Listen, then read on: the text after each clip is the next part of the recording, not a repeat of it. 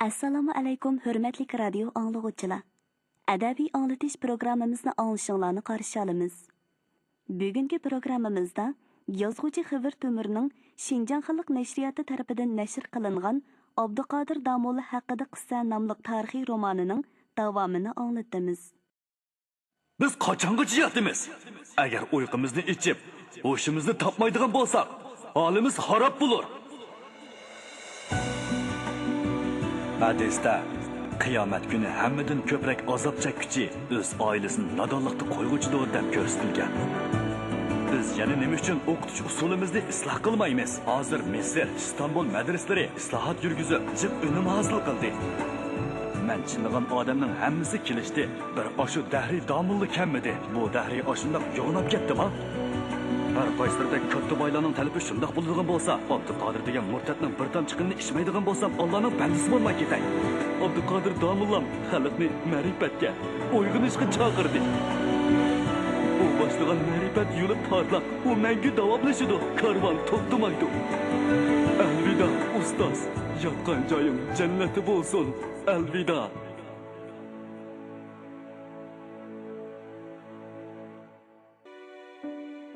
Shimoliy yoqda baraqsan ko'klab turgan bir tut anjurdan xushbiroq purqib turadi. Oyvonchi girvikiga qator tizilgan har xil tashdek gullari g'o'ylining husniga husn qo'shib, odamga kishining zo'qi kelgudek chaqqong'ini gullik bog'ni his qildiradi. Damulla g'o'yli ichida u yoqdan bu yoqqa mengishqa boshladi. Uning o'tiri bo'y, ammo zafardas ko'rinadigan kuchtingur gavdasi yirik chayqaladi. Uning shu topdagi vazmin ko'rinishi xuddi dengizda chayqalib ketayotgan eg'ir yuk kemisini eslatadi. Qo'yuq qoshlari ostidagi o'tliq, o'tkir ko'zlari chaqmoqdek chaqmaydi. Qo'llari to'xtovsiz g'ijimlanib, birdam undoq, birdam mundoq silkinadi. Umuman, u shu topda tafakkur dengizida do'lqin yerib, jasorat bilan ketayotgandek ko'rinadi. Bir odamning zimmasiga tushgan bir kishilik yoki bir oilalik ham umumiy e'tibordan qaraganda ancha cho'ng masala emas.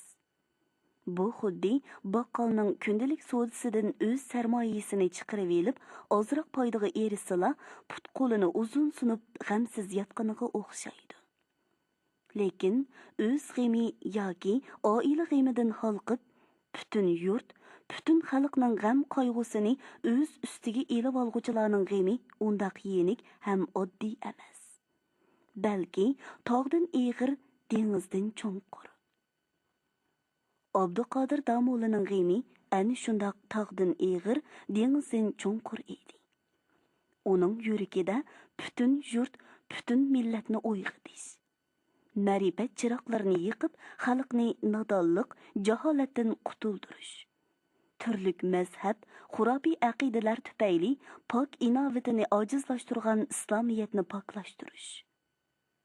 Madrasalardagi o'qitish usulida islohot yurgizib, yangi bir usuliy ta'lim turg'izish orqali bilimli kishilarni ko'plab yetishtirib, xalqni baxt saodatga boshlashdek buyuk bir g'am o't bo'lib kuyatdi.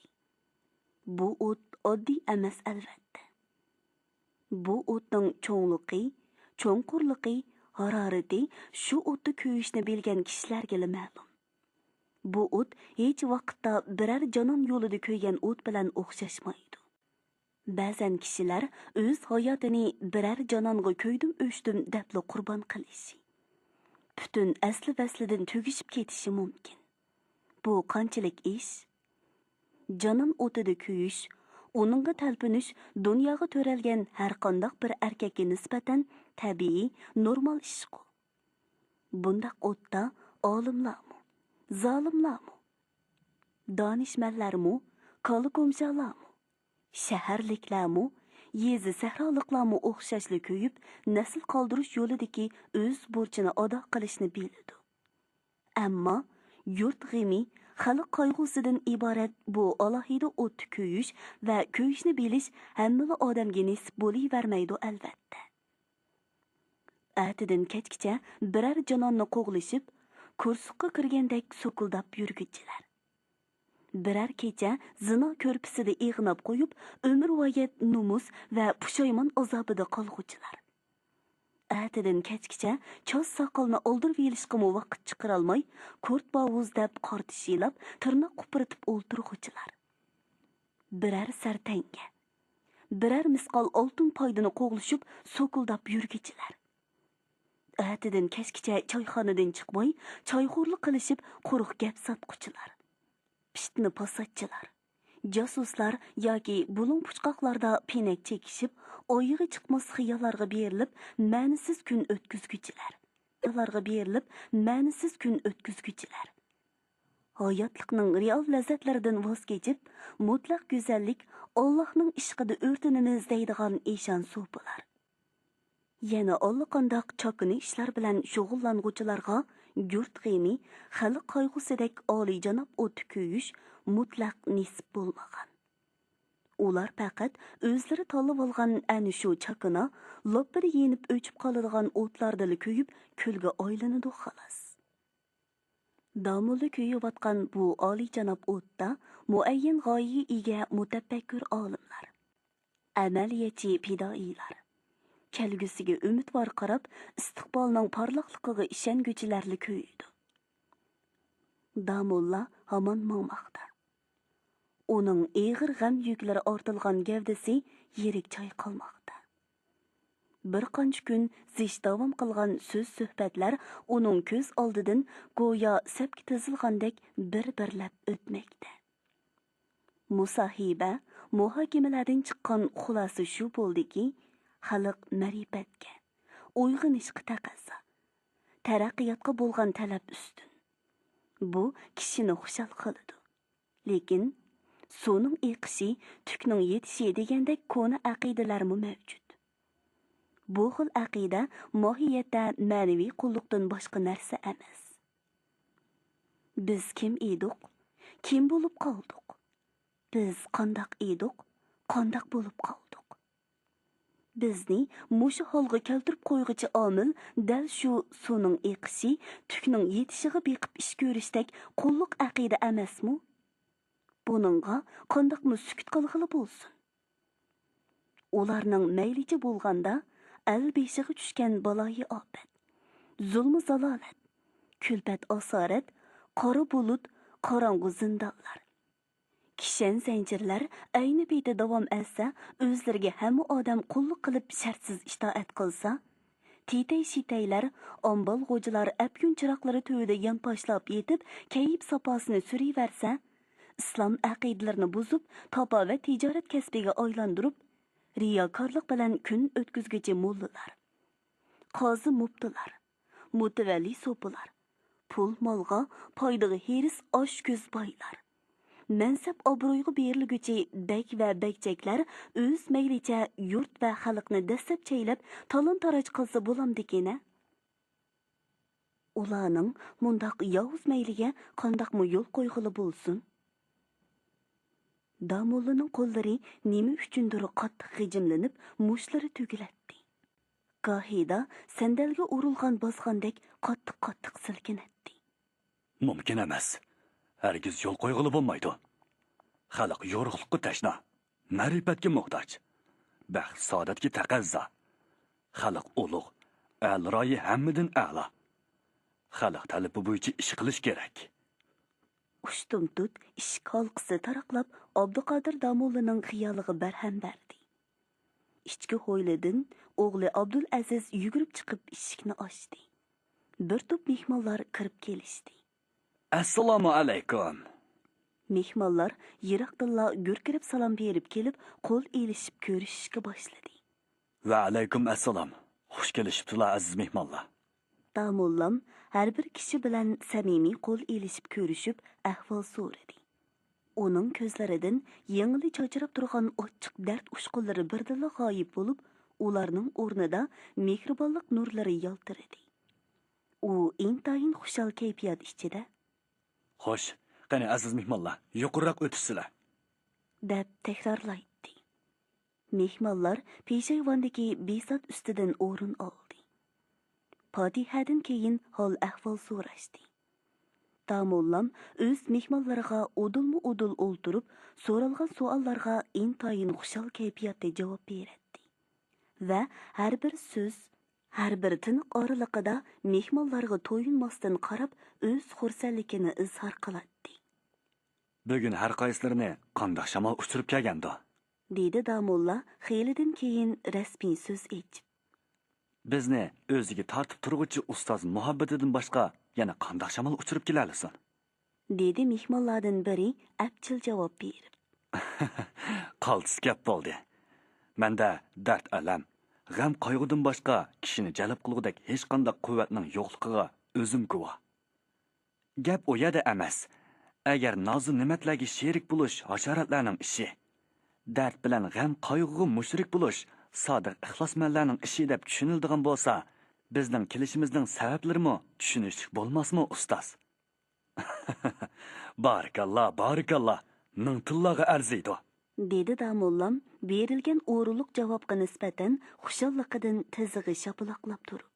Burun chiqqan quloqdan keyin chiqqan mingiz eshib ketibdi degan bir so'z bor.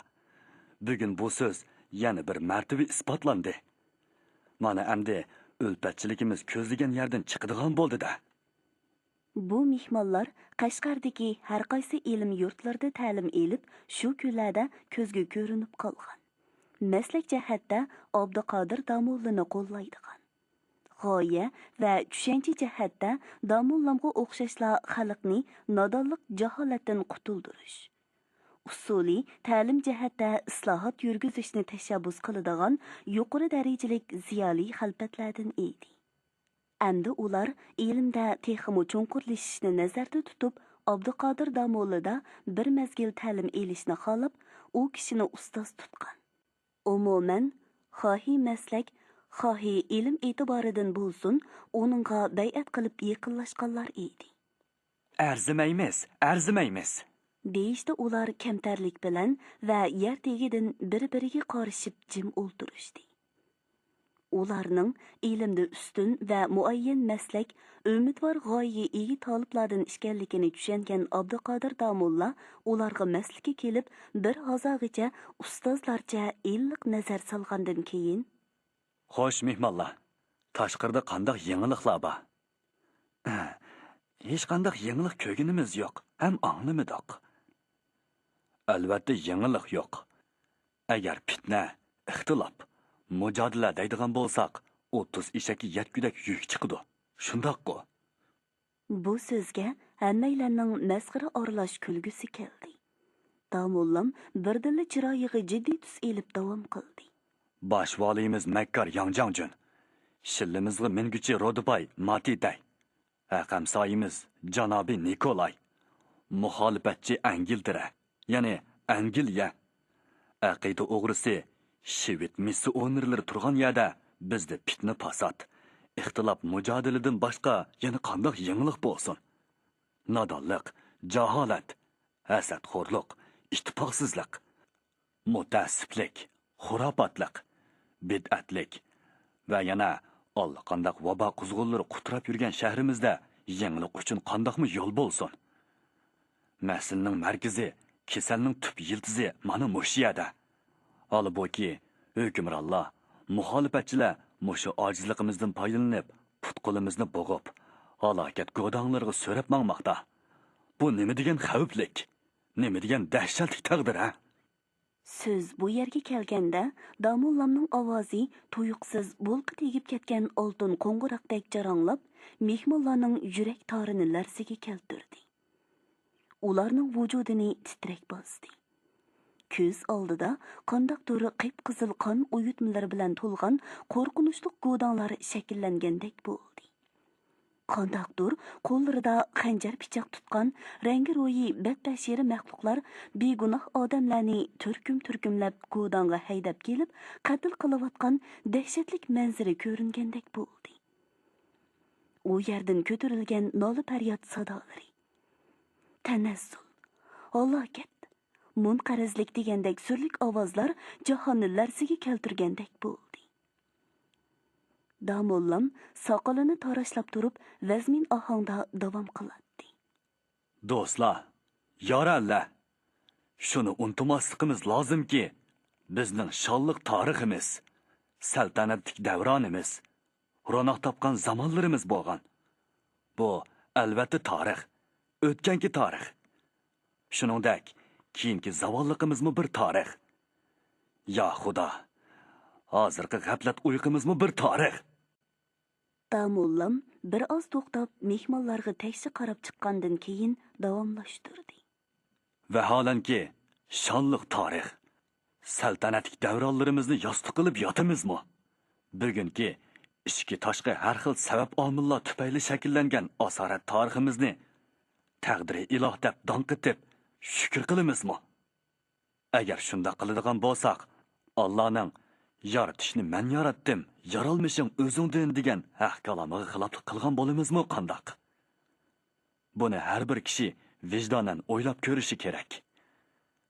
Yana bir tarafdan o'z davrimizga kelganda biz tarixning zavolga yuzlangan to'zg'oq takiyisiga bosh qo'yib, g'aflat uyquda yetaveradigan bo'lsak, ajdodlarimiz yoritib ketgan necha ming yillik shonliq tarixni uzib qo'yib, kelgusi avlodlar oldida yerga qarab qoladigan ig'ir jinoyat sodir qilgan bo'lamizmi qandoq? Bunimi o'ylab qo'yish kerak. Abduqodir Damulla qizishib davom qildi. Uning ko'zlaridan qandaqdir kuchli qat'iy niyatlik nurlari chaqnab turardi. Har nima qil, bir nima qil degandek, bizmi bir ishni qilishimiz kerak. Demakchi bo'lganim shuki, har avlod o'zi yashayotgan davrda tirishib bir ish qilishi, tarix yoritib, uni ilgirki tarixga ulab minishi lozim. Shunda qilish gadandagi qarz va farzdir. Undaq bo'lsa, biz qanday qilamiz? Qanday tarix yoritamiz? Biz ma'rifatchilik, islohot tarixi yoritamiz. Bu orqali xalqni uyg'otish, asorat kishanlardan qutuldirishdan iborat shonliq sahifa ochamiz. Bu bizning gadinimizdagi jiddiy va zarur vazifa. Damollam bir oz to'xtab elib, oyoq bu yoqqa bir ishga qaytim qarab chiqqandan keyin yana davom qildi. Zanjoni kitob kunduzimizni kech qildi. Oltaylan idoq, yattilimizni goch qildi. Bu nima degan to'g'ri shikoyat a? Hajviligi qandoq kuchlik. 6 talib o'qibdi-yu, ustozi bilan qo'shilib yattilisi gochi bo'pti. Qaranglar, nima degan joyida chiqqan masxara. Madrasalarda tarixiy zamonlardan buyon davom qilib kelayotgan qatmal o'qitish usuli masxara qilingan bu hajviy beyit o'qilish bilan mehmonlarni qattiq kulki qistidi. Lekin ular ustoz oldida kulish beadablik bo'ladiganligini bilgachga, tishlarini ching tishlab, boshlarini to'van qilgan peti ovozli kulib tashlashdan Oh no! Oh my god! Go'yo hech narsa sezmagandek so'zini davom ettirdi. Yes. Usuli ta'lim ustidan qilingan bu shikoyat to'limi o'rinli. To'limi o'rinli. It's drowning. Nuqsi, zanjani, avomil qatorliq grammatik kitoblarini o'qish uchunlar qisqasi 3-4 yil. Oh my O'zini god. 6-7 yil vaqt sarf qilishning o'zi cho'qchilik emasmi? Yana ularning o'gitidigini muzabun alay mubtida. Mavsufi mubtida degandek arab grammatikasidan iborat. Mudarris hech vaqtda o'z tili bo'yicha egilik kelish bo'lib kelgan bosh kelish, sifat bo'lib kelgan bosh kelish deb o'qimaydi. Natijada mudarris bilan qo'shilib hammasi gochi bo'lib chiqadi. Bu vaqt isrofchiligi bo'lmay nima? Koni usulda 10 yil, 15 yillab madrasada o'qigan taliblarning to'lisi bilim ilish u yoqda tursin, arab, Fors tillari tarjimoni bo'lishning hudsidan chiqolmay, yo'lning beshida yoki o'ttirsida o'qishdan to'xtab, yoki o'qish, yoki hunar egisi bo'lolmay, butun umrini zoya qiladi. Bu nima degan ichinishlik ha? Esit. Texmo afsuslanarligi shuki, madraslarimizda hala bugunga qadar muqaddimati mantiqiya va falsafa, mavhuma yunoniya kuchab o'qitilib, ilm talab qiluvchi taliblarning qimmatli vaqti zoya qilinmoqda. Zamondan qolgan bu ilmlar hozir senin oğlanın zaiflashishi, millatning tanazzuli va rizolatidan boshqa natija bermagandan tashqari, taliblarning asosiy ilm bo'lgan Qur'on, hadis va fiqhdan xabarsiz qoldirmoqda. Agar madraslarimizda o'qitish usuli ushbu taqlidni davom qiladigan bo'lsa, islom olimlari zimmisidagi ahkomi shar'iyya, islohoti millati, islomiya hech qachon vujudga chiqmas. Shuningdek, ahkomi shar'iyyimizmi hech vaqtda johil mutaassiblarning qo'lidan qutula olmas. Asıl kalom, madrasalarimizdagi o'qitish usulida jiddiy islohot yurgizish zarur. Shuning uchun biz bu ishni kun tartibimizning oldingi o'rniga qo'yib, islohotga darhol otlanishimiz kerak. Ustoz, ruxsat qilsalar, men bir jumla so'z qo'shimcha qilsam. dedi Abdulla Naimi iltijo nazari bilan Damullamning ko'ziga qarab. So'zlang, qani so'zlang. To'limu kichik pe'illik bilan ruxsat bergan Damulla diqqatini markazlashtirib quloq soldi. Abdulla Naimi ustoz oldida darhol so'zlashdan tortinib, o'ng'aysizlangandek bo'lib, birdam kekirdaklarni qirishtirdi. Lekin chopsalla o'zini tutib elib so'zga kirishdi. Madrasalardagi o'qitish islohoti to'g'risida bizning Turpan tarafdagi bir jiddiy talabni o'tirg'a qo'ymoqchiman. Bizning Bag'ri madrasamizda 12 yoshlik Abduxoliq ismli bir talib bir parcha hajviy she'r yozibdi. She'rda madrasalardagi qatmal o'qitish usuli hajviy qilingan. Masalan, 7 yildir tinim topmay o'qiymiz. Ben de adıma söylüyorum. Jaga keldi endi bizning darsimiz. Yaxshi. dedi Damullam xushalliqida tizig'i shaplaqlab. Bu hajviy she'r xuddi muzdek buloq suyi cho'ldan chanqab chiqqan karvonning naq qusigan yeriga tekkandek Damullamning naq degan yeridan chiqqan edi. Damullam xeyli uzungacha taajjub oralash xushallangan kayfiyat ichida ko'pchilikka qarab hayajonlandi. Uning ko'zlaridan bizning islohotchiligimiz to'g'ri va umumiy talab degan hukm chiqib turadi. U xeylidan keyin Abdulla Naimiga qarab, Barakallah. Mazkur yosh talibga rahmat. Keyin Turpanga qaytib borganda, uningga mendan salom aytib qo'yarsiz. U talib bormi? dedi minnatdorlik bildirib. Hozir cho'ng bo'ldi. O'ziga Uyg'ur deb taxallus qo'yib, katta shoir bo'lib qoldi. Uyg'ur? Xo'sh, Uyg'ur. U balki hozir 20 yoshga to'lmagandi. Taajjubki, u talibning g'oyasi nima degan yuksak, ha? Qutlug' shavqi boshliq bu yanqa taliblarmu taajjublangan holda beshini lingshitib, mazkur talibning g'oyasining ustunligiga ta'sin o'qishdi. Ma'lum bo'ldiki, bizning islohotchiligimiz to'g'ri, dedi Damulla so'zning temisini yo'tkab. U xuddi meva suyi ichib mag'durini asliga keltirib olgan tanharakatchidek jonlanib davom qildi. 12 yoshlik talibdan tortib 60 yoshlik fikri uch mullulagacha talab qilayotgan o'qitish islohotini qandoqmi to'g'ri emas deb aytqili bo'lsin. Bir bola 7-8 yil o'qib, endi istinjo qilishga kelsa, buni qandoqmi o'qitish degili bo'lsin. Islohotni kechiktirmasligimiz kerak. Bu bir umumiy talab. Men yana shuni takrorlab o'tayki, 10 yoshga kirguncha 7 yil o'qib, endi istinjo darsiga kelganligiga norozi bo'lganligini inkos qilgan Abduxoliq Uyg'urga O dönemde hatırlıyorum. Barkallı aytib rahmat o'qiyman. Damullam yana qizishib davom qildi. O'rgatmas bizga haq kalomni bilgan olimlar. Bu misradan ma'lum bo'ladi-ki, musulmonlar Qur'on va hadislarni o'z tilida o'rganishni talab qilib, biz olimlardan ranjimakda. Juma va Hit oyam qutbillari arabcha o'qilg'ashqa, musulmonlar ulardan manfaat topolmay ranjimakda. Olimlarning vaz nasiyat, amr ma'ruflari qandaqdir gachtillar orqali bayon qilinganlikdan unum ko'rsatilmay jamoatni ranjitmakda. Masalan, Damulla mudarrislarimiz alam tara kayfa surasiga ma'ni aytib tushundirmoqchi bo'lsa, aya sen ko'rmidingmi sen? Sening Rabbing qandoq qildi pil egillarini deb tushundirishga boshlaydi. Bu bir ta'tur tarjima. Buningdan jamoatning yetarli tushunchaga ega bo'lishi natoyin. Agar bu oyatni Parvardigoringning pil egillarini qandoq qilganligini ko'midingmi deb o'ng tarjima qilsak, ilgirki ta'tur tarjimaga qaraganda tushunishlik bo'ladi. Xuddi shuningga o'xshash bizning butun darslarimiz Ani shundoq ta'tir tarjim bilan davomlashmoqda. Afsuski, bizning damulla mudarrislarimizga Alloh o'zi insof ato qilsin. Amin. Shuning uchun biz bir tarafdan o'qitish usuli jihatda islohot ilib borsak, yana bir tarafdan matbuot qurib, nashr afkor ishlarini yo'lga qo'yishimiz, gazet, majmualar nashr qilib, tashviqot, targ'ibot yurgizishimiz, qutbularni o'z tilimizda o'qib, al jamoatga unumli manfaat yetkazishimiz zarur.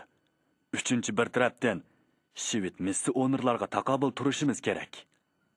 Ularning maqsadi xalqimizni ma'naviy jihatdan ojizlashtirib, aqida o'g'irlash. Soni Buxoro deb shuhrat topgan shahrimizga 1894-yili heli mekir qo'lni sunib kirgan shivit din tarqatquchilari hozir pek ko'ranglab ketdi. Ular shifoxona qurib, bemorlarni haqsiz davolash va maktab ichib, yetim yesir bolalarni o'qitish orqali o'ziga muayyan sonda murd to'pladi. Kesal ko'rsatkichlarga haqsiz dori berish bilan bir vaqtda Injilni qo'shib tarqitib, aqida o'g'irlashni kuchaytmoqda. Bu yerda mundaq bir ishni silishtirib ko'rayli. Damullam kollasiga ajoyib yorqin bir fikr kelgandek jonlanib, so'zini davom qildi. Xristian dini tashkilotlari butun moddiy va ma'naviy kuchlarini ayonmasdan sarf qilib, diniy doirasini kengaytirish, kishilarni jalb qilib, e'tiqodchilarni ko'paytirish yo'lida xizmat qiladi. Shunga ular dunyoning hamma yerida cherkovlar, shifoxonalar qurib, din tarqitish faoliyatlari bilan keng shug'ullanmoqda. Ularning missionerlari o'z diniy yo'lidagi fidoyilardir. Afsuski, islom dinimiz-chi. Bizning dinimiz tamamen uning aksicha. Biz avqob va boshqa sadiqa ehson kirimlarini diniy islomning ravoji uchun sarf qilmasdan, balki ular bilan shaxsiy cho'ntaklarni to'ldirdik. Bizning o'lima ashraflarimiz diniy mashg'ulotni qandoqdir bosh to'lamaydigan shaklsiz tijoratga, nafsoniyat sodisiga aylantirib, atidan kashkicha boylik to'plash, avqob, obro'y, izzat tolish bilan avora bo'lmoqda. Ular yana duogo'ylik, tamaxo'rlikdek yomon xuylarni ish qisilib, dinimizning ulug'ligini kundan kunga xunuklashtirmoqda. Dinimizning fazilatlari va ulug'ligi bilan xalqni ta'sirlantirish orqali o'ziga jalb qilishning o'rniga har xil nasoza ishlar va dahshatli jazo choralari orqali xalqni o'zidan yiroqlashtirmoqda. Bizda xalqqa foydali ishlarni qiladigan, xalqni yaxshi yo'lga boshlaydigan tashviqot, targ'ibot o'rinlari yo'q. Afsuski, mundaq qilishni hozirgacha hech kim esiga keltirmadi. Boylik oz sondagi kishilarning qo'liga to'plangan. Ulardan insof ko'tarildi. O'shira zakot ayirishda ko'zbo'yonchilik qilib, Hazrat saylisida dochan tarqitish va yoki sho'yli qayintib osh berishdek oz chiqimlar uchun davron ko'tarib, ilahiy shar'iy qilmoqda. Buning aksicha kambag'allar ko'paydi. Yezi sahrolarda xonavayron bo'lganlar. Shahar ko'chalarda ochliqdan zorlanib yurgan tul xotin, yetim o'g'illar ko'p. Agarchanda islom olimlari, yurt kattalari insofga kelib, vaqtida tadbir qo'llanmasa, kambag'allarni ochliqdan, yetim yesirlarni xor zorlikdan qutuldirmaydigan bo'lsa, betahqiqki, ular och biliqlardek shivit missionerlar tashlagan to'rga o'zini urib, qarmoqqa ilindi xolos. Islom aqidasi nur chechib turgan Soni Buxoroda avlodlarimizning ixtiyorsiz holda g'ayri dinlarning quchog'iga o'zini etib, e'tiqod jihatda islomdan yuz o'rishi biz uchun aytganda mo'ljarligisiz yo'qotish va nomus emasmi? So'z bu yerga kelganda Damullamning ovozi toshni yerib tashlagudek darajada qattiq jarangladi. Vujudi nima uchundir g'ol-g'ol titrab ketdi. Ko'zlaridan o't chaqnadi. U bir oz tinib elib yana davom qildi. Qasd qilganni pas qilish kerak. Biz bu ishlarga sukut qilmaymiz. Qulluq qilib qo'l qo'shtirib turmaymiz. Bizning yo'limiz to'g'ri, maslikimiz to'g'ri. Ular qasd qilsa, biz ularni pas qilamiz. Abduqodir Damulla o'tirg'i qo'ygan keskin so'z, dodil fikrlar mehmonlarga chunqur ta'sir ko'rsatib, qandoqdir qo'zg'atish va qat'iylik tuyg'usi baxsh etgan edi. 4-bob hasad to'lg'oqdan yomon. Hamma odamning ismi, nom amili bo'lganidek, qonsiz chiroyidan kishining qo'rqisi keladigan bu odamningmi ism sharifi nom amili bo'lg'iydi. Biroq qandaqdir sabablar tufayli uning asli ismi o'chib kishilarning esidan ko'tarilgan edi. Shu sababdan kishilar uni hozir og'zig'iron bo'lib ketgan keyingi ismi laqimi bo'yicha Badrak Mahsum deb chaqiradi. Kitobimizdami uning keyingi ismi qo'llanildi. Chunki ilgirki ismini surishti qilib tepib kitobimizga kirgizsakmi, keyingi ismini qo'llanganchilik unum bermaydiganligini oldin bayqab qoldik. O'lima oilasidan kelib chiqqan bu Mahsum yosh vaqtida oq pishmoq, yumaloq yuzlik, xushbichim, illiq chiroy edi.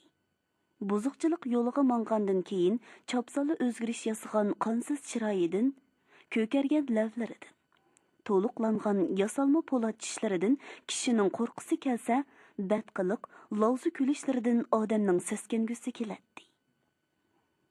O'lima olimlarning farzandlarining hammasila dadasiga o'xshash o'lima olim bo'lib yetishib chiqavermaydi. Ularning ichidan kaptarvoz, qimorvoz, fohishivoz, buzuqlarmi chiqib qelishi mumkin. Bu tushunchaning tirik shahidi bo'lgan Badrak Mahsum dal shundoq chiqib qolgan bir maxluq edi. Laqam osmondan tushidi deyishidi. Gap undaq bo'lgan bilan laqamni yanala xalq qo'ydi. Biri o'rdakka o'xshash irg'ib mangsa, kishilar uningga o'rdak. Qiliqlari qo'pol ham xiraman bo'lsa to'ga. Go'mush bo'lsa kala. Qo'rqinchoq bo'lsa to'xu, to'shqan degandek laqamlarni qo'yishidi. Badrak Mahsumgachu uning nemisiga, qanday qiliqlarga qarab bu laqamni qo'yishqandi. Buning sabab va jarayonlari bir oz murakkab.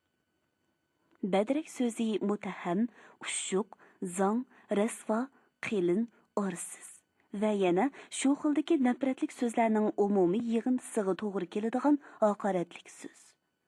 Undaq bo'lsa, kishilar Mahsumning qandaq ishlariga qarab uningga Badrak laqamini qo'ygandu. Ko'zitish nazari uzun, mezon o'lchimi eng odil bo'lgan xalq ommasi uning o'lima oilasidan kelib chiqqan Mahsumzodaligini, dadasining soyisida uzun yil madrasada o'qigan bo'lsa-mu, o'rdakka suv yo'qmagandek ilm yo'qmay o'tir yo'lda to'xtab qolganligini. Ammo beshidan salla to'miqi, uchisidan Mahsumlik to'ni tushmaganligini.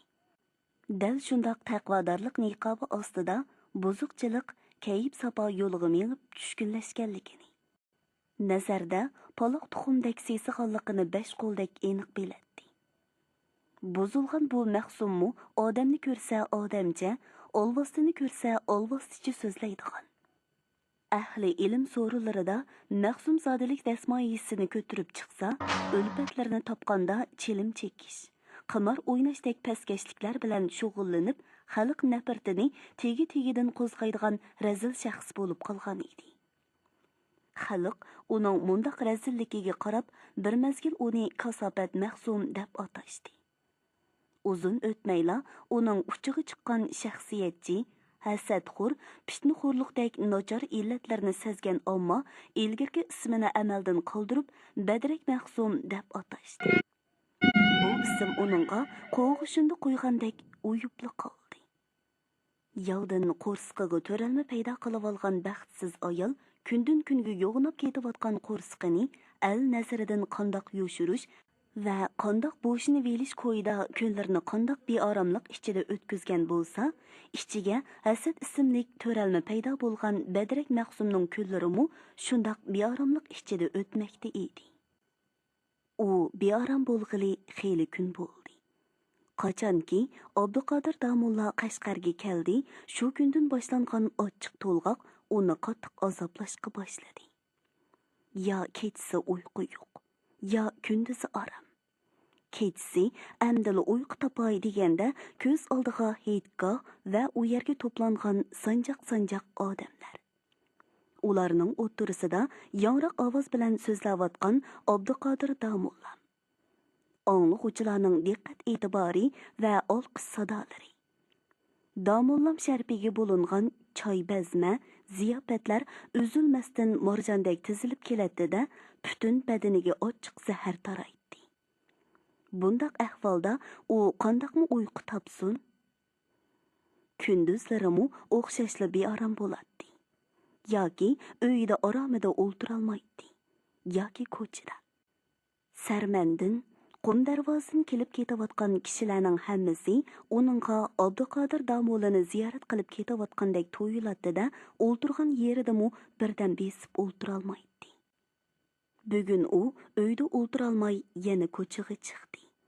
Qayerda turishnimi bilmasdan, xuddi ko'kyuyin chaqqan boytaldek yo'rg'ilab, hetgohdan qayrilib, Nobeshi tarafga qarab ketayotganda kimdir biri chaqirib qoldi.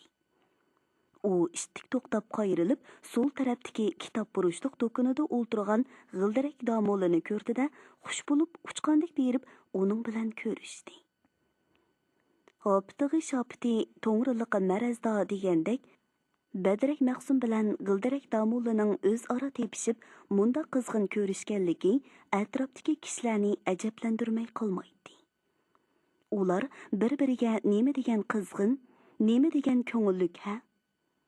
Agar shoirlar bilsa, Badrak g'ildirakdan iborat mundaq to'q qopiyaga qisqib choplashibla qolgan bo'ladi. Kishini taajablantiradigan yana bir yeri, g'ildirak Damolaning laqam tarixi Badrak Maqsumninki bilan o'xshash bo'lganligida. Ammo u oddiyroq edi. G'ildirak Damolla madrasada nachar o'qigan bo'lsa-mu, ammo otasining kuchi bilan Damollalik unvonini qo'lga keltirib, kichikroq bir masjidning imomligiga tayinlanib olgan. Lekin o'ziga tushliq ish ko'rmay, jahonsozlikqa ko'proq berilib, tishining eqini ko'rsatib, siliq yog'lama, yolg'on yovdoq so'zlarni ko'proq qo'llanib, keng ijtimoiy munosabat yurgizib, ko'cha do'kmush, bo'lin kuchqoqlarda zalsonchining qo'lidek aldirlab yurib, hamma yerga yetishdi. Uning bu xil harakatlariga qarab, ahli jamoat oncha boshqa turmasdilar, uni g'ildirak Damolla deb qo'yishdi. Avrashqa, nega kutayotganlari? Dedi g'ildirak Damolla, Badrak Maqsumning qo'lini qo'yib, dedi Maqsum, o'z qalbini o'tkazib qo'ygan. Yasamizlar, nima bo'ladi? Yo'q, kichik kishi. Qo'shlar tomoshabin qiladi. G'ildirak Damolla senchi ko'zlari bilan bo'yi uning ichidagi sirni bo'lgandek ko'zlariga qarab, yana bir tarafdan qo'lini qo'yib etmasdan, baho kelishtiruvchi bedikdek silkib, do'stlik izhor qiladi. Hurmatli radio anglag'uvchilar, yozuvchi Xivir To'mirning Shinjan xalq nashriyoti tarafidan nashr qilingan Abduqodir Damolla haqida qissa nomli tarixiy romanini bugun mush yergacha anglatdik. Davomini ertadagi programmamizda anglag'aysizlar.